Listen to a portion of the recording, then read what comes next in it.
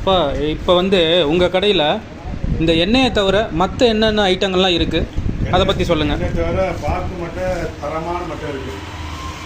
சேலத்துலேருந்து வளர்க்குறோம், இங்கே லோக்கலில் கிடையாது. சேலத்துலேருந்து வளர்க்குறோம். இந்த மட்டை வந்து இது 6ஆம் நம்பர் இருக்குது. ஒரு மட்டை 2 ரூபாய்க்கு கூட கொடுக்கலாம். நேரடி நம்ம வந்து ஹோல்சேல் கடை. இது வந்து வெளியில் கூட வைப்பாங்க.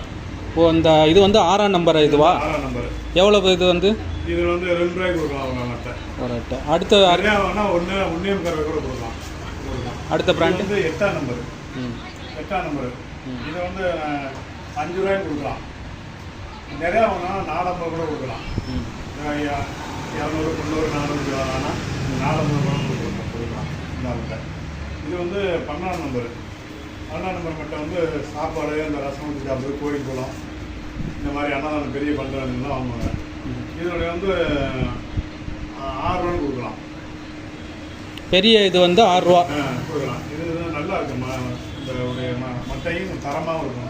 இது எல்லாமே ஹோல்சேல் வியாபாரம் தான்.